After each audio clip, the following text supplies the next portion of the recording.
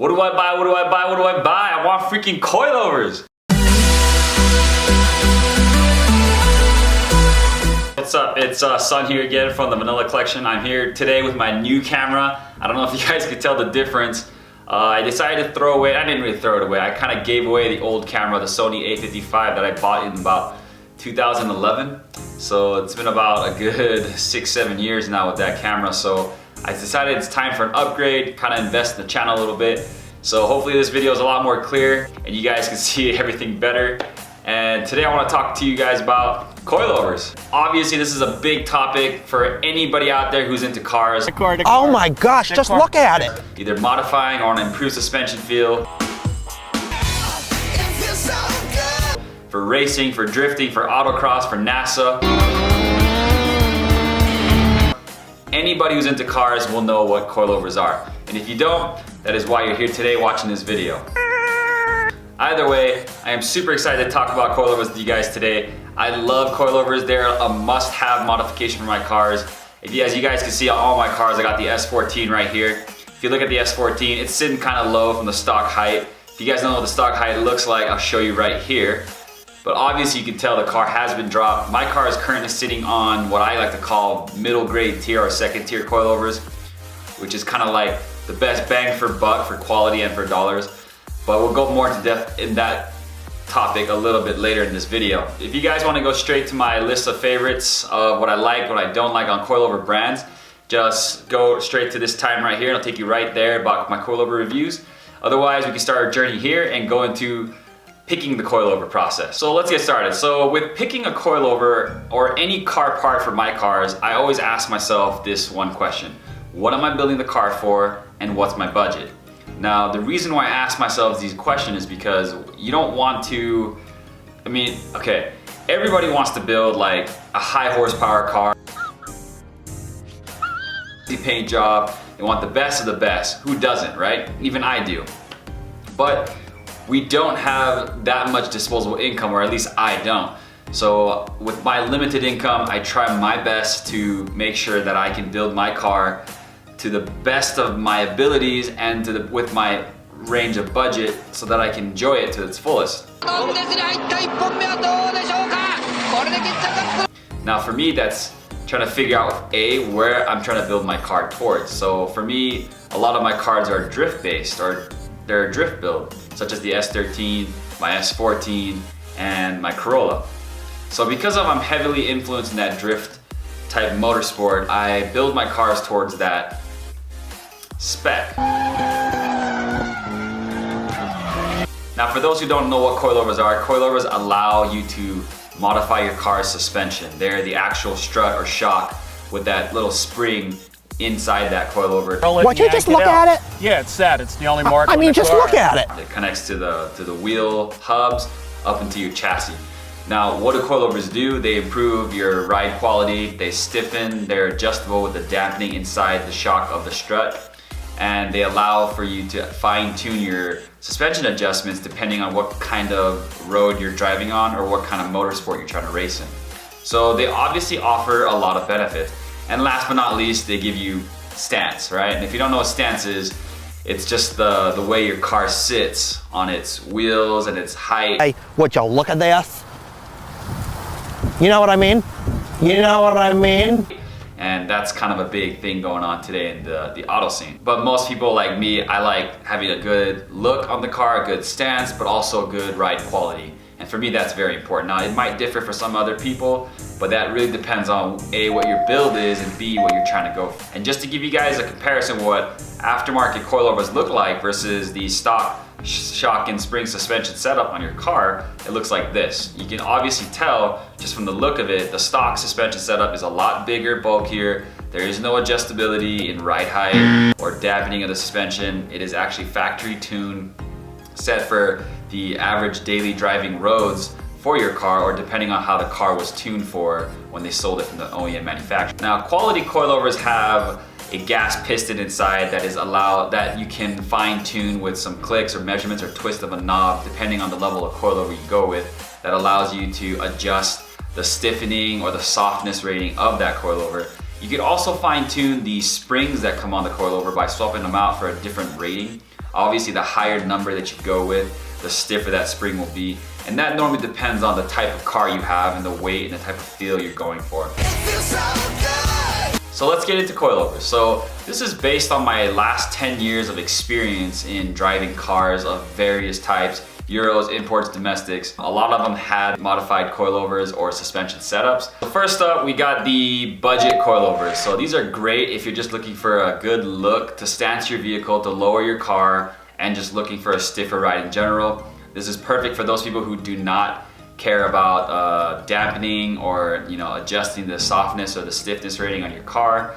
All you care about is daily driving it, and you just want it stiff and you want to look lowered, and you're on a tight budget. I would say around the low end would be like the $500 range, all the way up to the, I want to say the highest price pay is like $1,100 to $1,200. Now, what I would consider for the entry-level type coilovers that in my experience are all basically the same. They're not, for me, they're not considered quality, but they are decent enough to drive and they're safe enough to drive on. It'd probably be K-Sport, Megan's, ISIS, or now known as ISR, and any entry-level like brand name coilovers from Japan as well, such as Tane. Tane makes a good basics coilover kit with no adjustability besides height. Any of those coilovers would be good if you're looking for just a basic ride for daily driving or with a little bit stiffer setting. Now, these coilovers do not have great dampening tunability, do have height adjustments. Most of them probably will not come with pillow ball mounts, which allow you to adjust the camber on your car, so that depending on how you want your camber to be set up on the wheels, most of these coilovers, because of their basic kits, will not come with those. Now, the mid-tier or the second tier that I like to go with, which is the type of coilovers that I normally buy. This is what I like to call the best bang for buck, because you get the most quality out of these for the dollar. So some of these coilover brands that I've used personally would be Apex, Apexi, Greddy, HKS, Buddy Clubs, Fortune Autos, any of those kind of sorts. I'm sure there's tons others out there that I just can't think of right now. The current coilovers I have on my car right now on my S14 is the Apex coilovers and Stance coilovers on the S13. You can adjust dampening on the cars, so you can make it stiffer, softer for daily driving, which is perfect for daily driving as well, and you can adjust it to a higher stiffness for when you're at the track. So when I'm at autocross, or if I'm at a drift event, or for NASA, or for any of that, or even a drag, you can adjust the stiffness rating on your suspension to fit that type of motorsport. These types of coilovers I would highly recommend for the type of driver or the car enthusiast that is looking to spend around $1,200 to about $1,400, $1,500 at the highest end range, depending on what brand you go with. Great daily driving suspension setup that you can tune for, and they offer a great sport track setup as well if you just occasionally race your car or do any motorsports with your car, and you're not it's not a dedicated race car for that type of motorsport. So for me, because I daily drive my vehicles, this is the best setup for me. Occasionally I would say about 5 to 10 times a year at most, I would take these cars out for an event, and that's not enough for me to justify spending on a high-end coilover that's purely dedicated for that type of racing. Some of these coilovers even offer rebuildability, so you can actually rebuild the piston inside. If the gas piston, is blown, then you can rebuild them. Most of the budget coilovers, even some of the second mid-grade tier coilovers, are not rebuildable, so that kind of affects the way you determine on what kind of coilovers you're looking for. All right, so last but not least, we enter into the high range coilover section of this video. Yay! High quality coilovers are what everybody wants. And we're gonna have to work at this every day, but I wanna do that because I want you. For their car, but not everybody can afford. Money! What are you talking? He's got a lot of money. But it'd be great to have, but at the same time, it's kind of overkill because you don't quite need all of those functions and options and abilities. Great way to portray this example is with guys who wanna build like a 1,000 horsepower car or do like a crazy motor swap into their vehicle, when really they don't even know what they're building their vehicle for, or even if they do, they kind of overplan the project and they spend way too much money in a certain department of their car that they end up not finishing the car and selling the car, which I'm sure a ton of us that are watching probably know or know someone has done that, or even ourselves, we probably have done that ourselves as well. What I call high quality coilovers, the third tier coilovers, like the good, better, best, they range from about $1,600 up until the $3,000 and higher range, depending on what brand you go with. Now, some of these brands are the same brands that I mentioned in the second tier coilovers, such as Apex, Greddy, HKS, and you got Fortunatos, and this is all their higher end stuff right here. Now, Stance makes some great high-end stuff as well. You got Silk Roads from Japan, great coilovers as well. Most of these coilovers are specifically model tuned for your car. They actually do a lot of R&D for, for testing of the vehicle that it's made for, so that they work specifically for a certain type of motorsport. Some might be built for grip racing only, track circuit. Some might be specifically built for, drifting. But it all depends, and some even offer like aftermarket spring switch, like the Swift springs instead of the factory springs. Now, these will also be great for you if you are using this on a car that's purely track or race dedicated.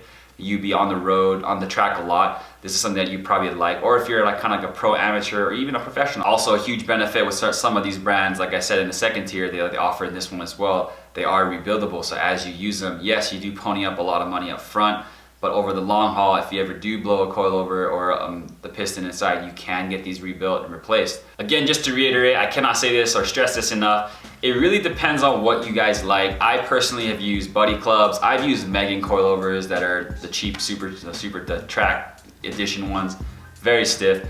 Now, the only time I would recommend you go with the cheap, super stiff coilovers, such as Megan's in my experience, is if you have an underpowered car, and let's say you're building a drift car, you don't have a lot of power in your motor, it's totally fine. One of the biggest misconceptions of drifting is that you need a lot of power because they watch Formula D. But if you have an underpowered car, all you really need is stiff suspension, alignment, which is super important, and a two-way LSD. And if you guys don't know what LSDs are, I can make another video about those and the experiences, all the types of LSDs that I've had with, and it'll be fine. Now, if you really on that budget light, eating the ramen noodles every day, What do you want? then what I recommend is going with a stiff spring with a aftermarket strut or shock setup. It doesn't have height adjustments other than like the height of the spring will adjust or depend on how high your car is. But drop springs on even your stock struts is a great way to start getting into the feel of what it would be like if your car was lowered on our stiffer springs. If you need something more, you can pony up for more. I think springs normally go for about $100, even $50 used, but you can get them brand new for about $150 to $250 depending on the types of springs from H&R. Great brand, super affordable and very easy to install. I hope you guys like this video. I know it's kind of brief, kind of quick. If you guys have any more questions in depth, let me know. God damn it, what do you want?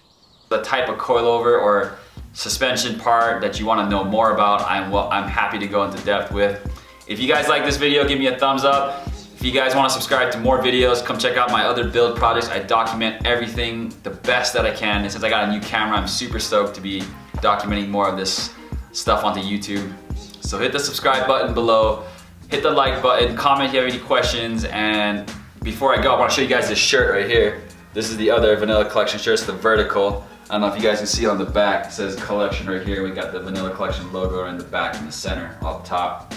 And I don't know if you guys have noticed, but I got some extra wheels posted up in the video right here. I got the Work Equip 05s. If you guys want to see more about wheels, which I will be doing also as well, just hit like and I'll do it.